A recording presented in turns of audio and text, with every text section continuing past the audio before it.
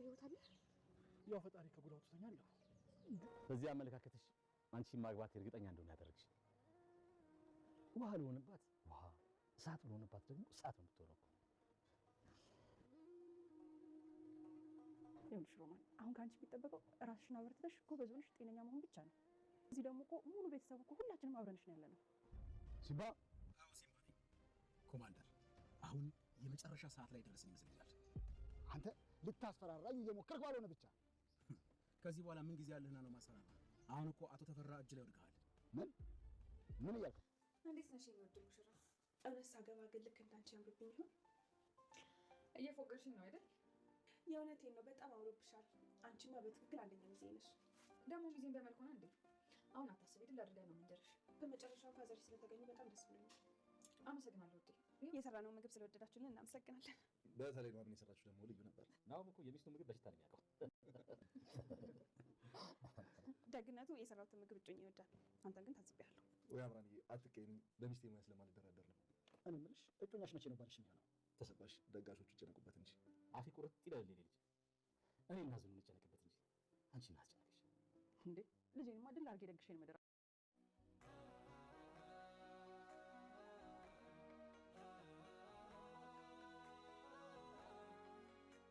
የአቶ ሌኩም ቤተሰብ ያን ሁሉ ችግርና መከራ ካሳለፉ በኋላ ድጋሚ በደስታ ተሰባሰቡ።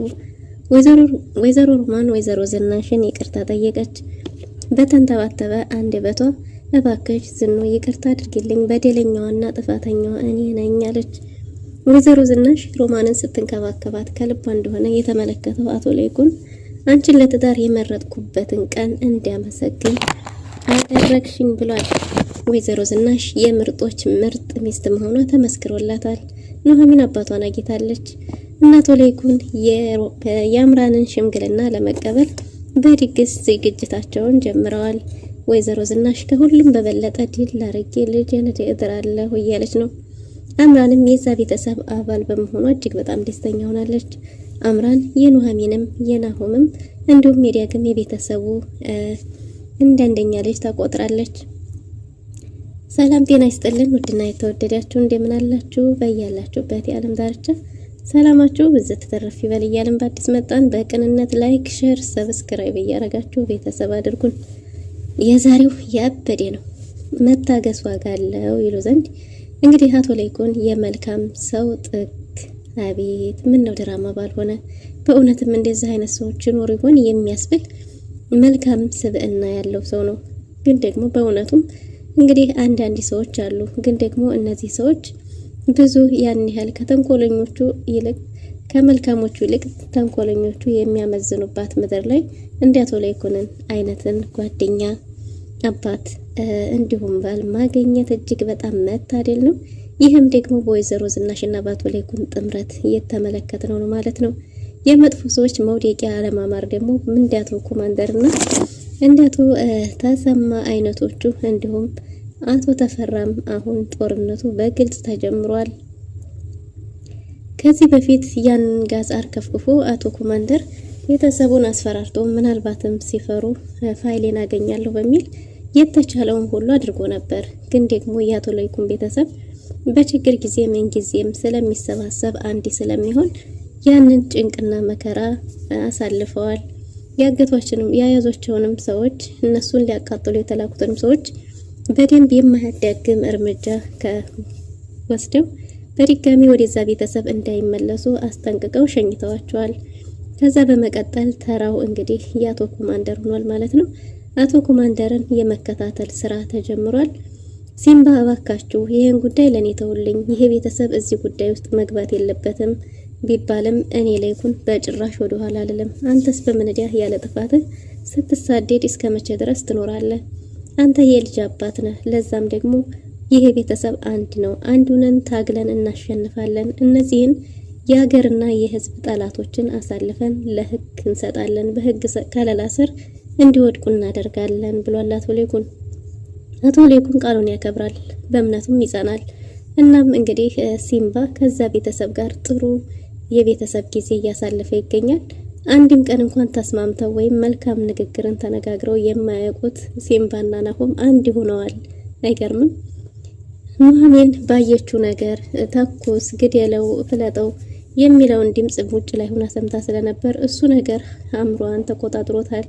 ቤተሰቡም እጅግ በጣም ተጨንቋል። ይህች ልጅ ወዴት እየሄደች ነው? በዚህ ሁኔታ እስከቀጠለች ምን ልትሆን ነው የሚለው ነገር አሳስቧቸው ነበር። ኑሐሚን እያናገሯት እንደማሰማ እንደማታይ ነገር ሆና ደንዘዝ ብላ ነበር።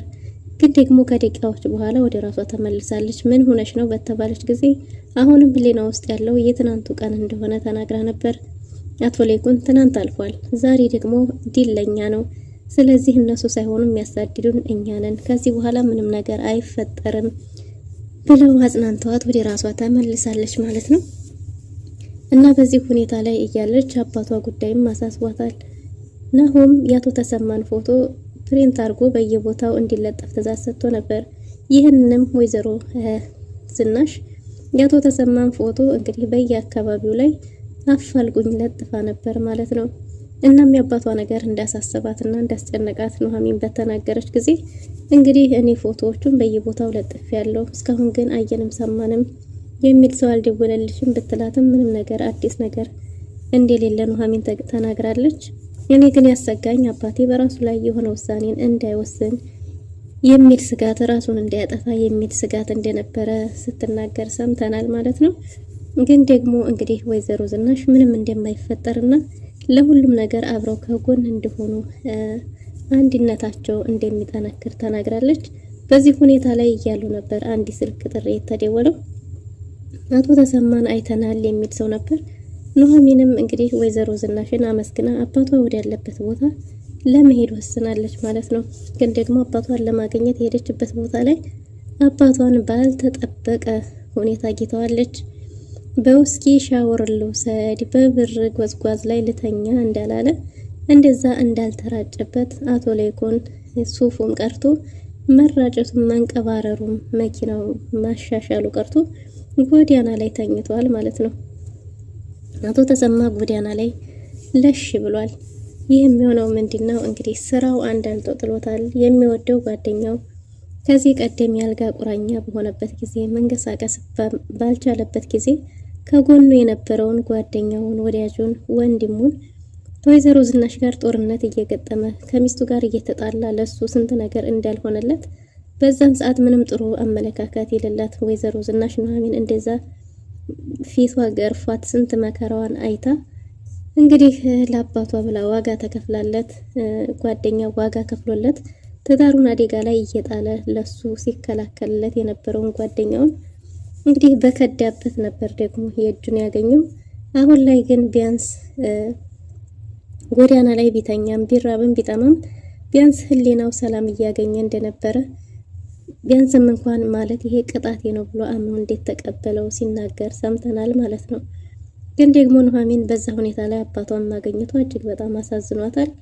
አቶ ተሰማም ለምን መጣሽ የሚል ጥያቄ ጠይቆ ነበር። እሷም እንግዲህ በእኔ አዝነብኝ ነው አይደል? እንደዛማ ባይሆን ይቅርታ አድርገን ተቀብለንህ መልሰህ ወደዚህ ቦታ ላይ አትመጣም ነበር የሚል ጥያቄ በጠየቀች ጊዜ አቶ ተሰማ ለሱ ይሄ ሰላም እንደሆነ ቢያንስ እንኳን ቅጣቱን እየከፈለ እንደሆነ እንደሚሰማው ተናግሯል ማለት ነው። ኑሐሚን እንደዚህ መሆን እንደሌለበት ተናግራለች። ግዴታ ወደ ቤት እንሄዳለን ባለች ጊዜ አልሄድም ሲላት እንግዲያስ እኔውም እዚሁ ካንተ ጋር እኖራለሁ እንጂ የምን ትዳር የምን ህይወት ነው አንተ እዚህ ሆነህ ብላ ባመረረች ጊዜ አቶ ተሰማ ተነስቶ ወደ ቤት ለመሄድ ወስኗል። ኮማንደሩ ከአቶ ተፈራ ጋር ተገናኝተዋል። አቶ ተፈራና ኮማንደሩ ተገናኝተው እንግዲህ አቶ ተፈራ አቶ ኮማንደር ላይ ግንባሩ ላይ ሽጉጥ ደቅኖበት አቶ ተሰማ ለምንድን ነው የለቀከው ብሏል። እንግዲህ አቶ ተሰማ እግሩ ላይ ወድቆ እንደለመነውና እንዳሳዘነው ተናግሯል ማለት ነው። አቶ ተፈራ የሆነ የደበቀኝ ነገር መኖር አለበት፣ የደበቀኝ ነገር እያለ ካለ ደግሞ እሱም በራሴ መንገድ የደረስኩበት ቀን ከነ ቤተሰብህ እጨርሰሃለሁ። ነገር ግን አሁን ለምንድን ነው የፈለከኝ? ምንድን ነው የደበቀኝ ነገር እያለው ነበር። እናም አቶ ተሰማን አሁኑኑ ፈልግ ያስራለሁ እባክህ እያለው ነበር። አቶ ተፈራ እንግዲህ ኮማንደሩ ግንባር ላይ በአደባባይ ሽጉጥ ደቅኖበታል። ይህንንም ሲከታተሉ የነበረው አቶ ላይኩንና ናሆም በመረጃ ይዘውታል። ከዛም እንግዲህ አቶ ኮማንደር እንደምንም ሲለምነው ነበር። በስተመጨረሻም ከአቶ ተፈራ የወጣው ቃል ግን እጅግ በጣም ከባድ ነበር። ያ ምንድነው? አቶ ተሰማን ባገኘበት ቦታ ላይ እንዲያስወግደው ትዕዛዝ ሰጥቶታል ማለት ነው። ኮማንደርም በሰማው ትዕዛዝ እጅግ በጣም ተደናግጧል። ቀጣው እሱ እንደሚሆንም አረጋግጧል። በዚህ ሁኔታ ላይማ ፋይሉ ከእጅ እንደወጣ ቢያቅ ምን ሊያረገኝ ይችላል የሚለው ነገር እጅግ በጣም ያስጨነቀው ይመስላል። ከዚህ በፊት ነው ከዚህ ሰውዬ ጋር ካልሰራው ብሎ ያዙኝ ልቀቁኝ ሲል እንዳልነበረ አሁን ደግሞ እንግዲህ መረጃ ሰብስቦ እጁ ላይ ይዟል ማለት ነው። በእርግጥም አሁን የዚህ ሰውዬ ክፋት የገባው አሁን ቢሆንም ግን ደግሞ በአባቱ ጥንካሬ መሰረት ወደ ስህተት ሳይገባ ከስህተቱ ተምሮ አሁን ላይ ግን እውነትን ለማውጣት እየታገለ ይገኛል። ቀጣይ እንግዲህ አቶ ተፈራ መስማት የሚፈልገው የአቶ ተሰማን ሞትን መሆን እንደሆነ ነግሮት አስጠንቅቆት ከመኪናው ላይ ውሻ አድርጎ አባሮታል። እናም እንግዲህ ኮማንደሩ ለራሱ በጭንቀት በተዋጠበት ጊዜ አቶ ላይኩን ከፊት ለፊቱ ቆሟል። አቶ ላይኩን ከዚህ በኋላ አንተ እኮ ክንፍ የተመታ ንስር አሞራ ነህ፣ ቤተሰቤ ላይ ላደረከው ነገር ዋጋህን ታገኛለህ ብሎት ነበር። እናም እንግዲህ አቶ ኮማንደር አቶ ላይኩንን ሲማጸን ለሰምተናል። እባክህ ፋይሉን ስጠኝ፣ ፋይሉን እንድትሰጠኝ እኔ ምን ላደርግልህ፣ ምን ልሆንልህ እያለው ነበር። እሱም ከሱ ምንም አይነት ነገር እንደማይፈልግና የሚፈልገው እውነት እንዲወጣና እሱን ደግሞ ከተጋርደም ማስገባት እንደሆነ ተናግሯል። በጭራሽ እሱን ማድረግ አልችልም፣ ግን ደግሞ ቤተሰቡ ላይ ያን ነገር ለማድረጉ ይቅርታ ቢጠይቅም እንዴት ነው ባለመቃጠላችን ተናደህ ነው እንዴ? ያም ሙሉ ቤተሰብ በጋዝ አርከፍክፈህ ልታቃጥል ያልክ ሰውዬ እንዴት ነው አሁን በቀላሉ በይቅርታ ይሄ ነገር እንዲታለፍ የፈለከው ብሎ ነበር። ግን ደግሞ እንግዲህ አቶ ኮማንደርም የእውነት ሊያቃጥል ሳይሆን ፋይሉን ለማግኘት ይመቸው ዘንድ እንደሆነ ማለት ፈርተው ፋይሉን እንዲሰጡ ፈልጎ እንደሆነ ተናግሯል። ግን ደግሞ አቶ ላይኩን ከዚህ በኋላ ይሄ በጭራሽ ሊሆን አይችልም፣ እኔን ላይኩንን አላወከኝም ማለት ነው፣ ስለዚህ መቼም ቢሆን ፋይሉን አታገኘውም ብሎታል።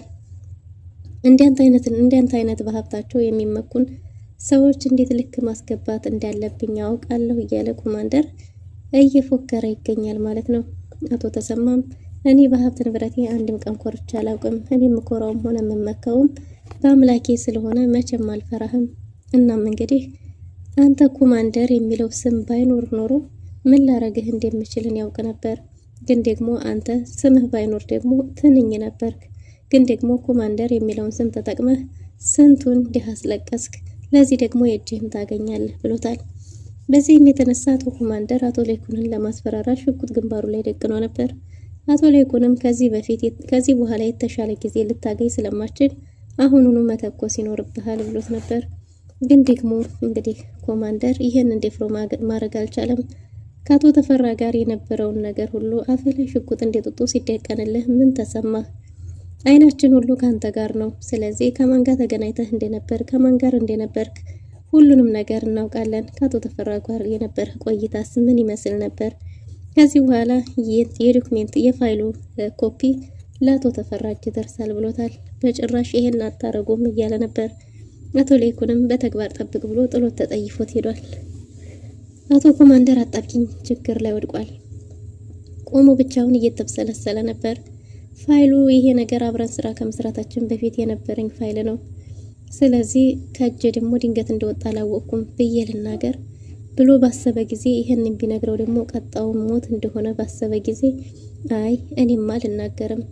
ብቻ ኮማንደሩ ጭንቅ ውስጥ ገብቷል። ምን ማድረግ እንዳለበት ምን ቢያረግ ከአቶ ተፈራ እጅ እንደሚያመልጥ ግራ ተጋብቶ በጭንቅ ውስጥ ይገኛል። አቶ ተፈራም የትም ሆንክ የትም ከአይኔ ልታመልጥ አትችልም፣ ከቤተሰቦችህንም መጨረሳለሁ እያለ እያስፈራራው ነው። ወይዘሮ ዝናሽ ወይዘሮ ሮማንን እየተንከባከበች ትገኛለች። ለወይዘሮ ሮማን ሙሉ ፕሮሰሷን ከዶክተር ጋር አቶ ላይኩን ጨርሶላታል። ከየግል ዶክተሯ ጋር ወደ ጀርመን ለሕክምና በረራ ልታደርግ አንድ ምሽት ነው የቀራት። እናም እንግዲህ ወይዘሮ ሮማን ከዛ እንደወጣች አቶ ላይኩንም ሙሉ ለቤተሰቡ የራት ግብዣ እንዲደረግላት አድርጓል። ወይዘሮ ሮማን ወይዘሮ ዝናሽን እስከዛሬ ድረስ በቤተሰቡ ላይ ላደረገችው ግፍና በደል ጥላቻ ይቅርታ ጠይቃለች። የመጀመሪያ ፊደሉን እንደምንም አውጥተዋለች። ዝኑ ይቅርታ አድርጊልኝ፣ እኔ ግፈኛና በደለኛዋ ይህን የመሰለ እንክብካቤ አይገባኝም እያለች ነው። ወይዘሮ ዝናሽም ራስሽን አታድክሚ፣ እኔ ይቅርታ ካደረግኩልሽ ቆይቻለሁ። በድጋሚ እንግዲህ ከዚህ ቤተሰብ ጋር ትቀላቀያለሽ። የናሆምና የኑሐሚንም አክስት እንደ ድሮ ትሆኛለሽ። ጥሩ የቤተሰብ ጊዜ የሚኖረናል። እባክሽ ይሻልሻል፣ ቆመሽም ትሄጃለሽ። ግን ደግሞ ጥፋቱ የኔ ባይሆንም ለማስፈራራትም ቢሆንም እኔም በድዬሻለሁ። በጣም ይቅርታ አድርጊልኝ እና ይቅርታ እያለቻት ነው። ወይዘሮ ሮማን ይቅርታ አድርጌልሻለሁ ብትላትም ወይዘሮ ዝናሽ ይቅርታ አድርጌልሻለሁ ብትላትም ወይዘሮ ሮማን ግን ያደረሰችውን ግፍ በቤተሰቡ ላይ ስለምታውቅ በጭራሽ ነፍሷ ሊያርፍ አልቻለም። እባክሽ እያለች በድጋሚ እየተማጸነቻት ነው። ራስሽን አታድክሚ፣ እኔ ይቅርታ ካደረግኩልሽ ቆይቻለሁ እያለች እየተንከባከበቻት ትገኛለች። አቶ ሌኩንም ይሄንን ሁሉ ነገር ከታች ሆኖ እየሰማ ነበር። እንደ አጋጣሚ ከውጭ ሲመጣ ውጭ ላይ በረንዳ ላይ ሆነው እንግዲህ ስትንከባከባት በተመለከተ ጊዜ አቶ ሌኩን ለትዳር ይችን ሴት የመረጠበትን ቀን እያመሰገነ ነበር። እሳት ለሚሆነው እሳት፣ ውሃ ለሚሆነው ውሃ፣ አንቺ እኮ ምርጥ ሴት ነሽ፣ አንቺን የኔ ያረኩበት ቀን ምን አይነት መታደል ነው እያለ ነበር። አቶ ሌኩን እንግዲህ ሁሉንም ነገር እንደሰማና እንዳየ ወይዘሮ ዝናሽንም አልፎ እንደሳማት እህቱንም ደግሞ አይዞሽ እህቴ እንግዲህ ፊደሉን አውጪውና ተገላገይ፣ አንቺ ጠንካራ የኔ እህት ነሽ፣ በድጋሚ ደግሞ ወደዚህ ቤተሰብ ትቀላቀያለሽ፣ ደህና ትሆኛለሽ እያላት ነው። እናም እንግዲህ በረራዋ ማታ እንደሆነና በአንዳንድ ነገሮች መደራረብ ምክንያት አብሯት መሄድ እንደማይችል ግን ደግሞ ዶክተሩ ሁሉንም ነገር እንዲያመቻችና በጥሩ ዶክተሮች እንደምትታከም ጭምር ነግሯታል። ግን ደግሞ ችግሩ ወይዘሮ ሮማን ታክማ ብድን እንኳን ወደ ሀገሯ መመለስ አትችልም። ምክንያቱም ከእናተ ተፈራ ጋር የምትሰራ ከባድ ወንጀለኛ ስለሆነች እና ስለ ፋይሉ ምን አደረጋችሁ ባለች ጊዜ ወይዘሮ ዝናሽ ኮፒውን ለአቶ ተፈራ እንደሚሰጠውና ከዛም ለአንዳንድ የህግ አካላቶች ሰጥተው በቁጥጥር ስር እንደሚያውሏቸው በተናገረ ጊዜ ወይዘሮ ዝናሽ እንዴት ይሄን ታረጋለህ? እህትህ አለችበት አይደለም ወይ ብላ ስትደናገጥ አይዞሽ ዝኖ ይሄን ሳላስብ ቀርቻ አይደለም፣ ግን ደግሞ እህቴ ዛሬ ማታ ወደ ጀርመን በረራ ታደርጋለች። እዛ ታከማ ከዳነች በኋላ ወደ ሀገሯ መመለስ አትችልም ማለት ነው። በህግና በመንግስት የምትፈለግ ወንጀለኛ ትሆናለች። ግን ደግሞ ታከማ እዛው በኖረችበት ሀገር ትኖራለች። ምንም ችግር የለውም፣ እሱን ታሳቢ በማድረግ ነው ብሏል። እናም ወይዘሮ ዝናሽ ወይዘሮ ሮማን ምንም የሚባል ምንም ከሰምታ ዝም ከማለት ምንም ልታረግ አትችልም። በዛ ላይ ደግሞ ወንድሟ ይሄንን ሁሉ ነገር ለሷ እየከፈለ እንደሆነ ስታስብ እንግዲህ ይሄንን መቋቋም አቅቷታል። አቶ ሌኩንም ጠንካራ እንደሆነችና እንደሚሻላት በተደጋጋሚ እየነገራት ነው። ወይዘሮ ዝናሽ ይሄ ነገር ባይሆን ኖሮ ጥሩ ነበር እያለች ነው። ግን ደግሞ ይሄንን ባያደርጉም ስንት ምስኪን ድሃን እያስለቀሱ እንደሚኖሩና ከነሱም ላይ ነገሩ እንደማይወርድ ተናግሯል። አሁን ከባዱ ጦርነት ተጀምሯል ብሏል። ኮፒውን ናሆምና ሲምባ ለአቶ ተፈራ ይሰጡታል። ከዛም ኮማንደሩ እንግዲህ በራሱ ጠላት ይሞታል ወይ ደግሞ እጁን አሳልፎ ለህግ ይሰጣል እያሉ ነው። በዛ ላይ የወይዘሮ ሮማንን በረራ ምክንያት በማድረግ የራት ፕሮግራም እንዲዘጋጅ ወይዘሮ ዝናሽ ትእዛዝ ሰጥታለች። አቶ ተሰማም ወደዛ ቤት በመመለሱ እጅግ በጣም ደስተኛ ሆኗል። የቤተሰቡ ደስታ ሙሉ ሆኗል። አቶ ሌኩን የአዲሷን ልጁን ሽምግልና ለመቀበል ዝቅ እየተዘጋጀ እንደሆነና አቶ ተሰማ ከጎኑ እንዲቀመጥ በጠየቀው ጊዜ እንዴ ማን ልድር ነው ደግሞ ኤሚል ልድር ነው ቢለውም አምራንን ሊድር እንደሆነ ነግሮታል። እንግዲህ በአምራንና በዛ ቤተሰብ ያለው ጦርነት ቀርቶ ያ ቤተሰብ በወዳጅነት ተሞልቶ መወለድ ቋንቋ ነው የሚለውን ታሪክ ያረገበት የአምራንን ሽምግልና ለመቀበል ቤተሰቡ በዝግጅት ላይ ያለበት ነው። እና አምራንም ወደዛ ቤተሰብ ጋር ተቀላቅላ እራታቸውን እያዘጋጁ ነው። የኔ ውድ ሙሽራ እንኳን ደህና መጣሽ ስትል ተቀብላታለች ኑሐሚን። ትዳር እኔም ካገባው በኋላ እንዳንቺ ያምርብኝ ይሆን እያሉ እነዛ ጠላት የነበሩት ሁለት ሴቶች አሁን ላይ ግን ምርጥ ተማማቾቹ ነው እራት ፕሮግራሙን አዘጋጅተው የቤተሰቡ ደስታ ተመልሷል። ውድና የተወደዳችሁ ለዛሬ የነበረን ቆይታ ይመስል ነበር። በቀጣይ እስከምንገናኝ መልካም ጊዜ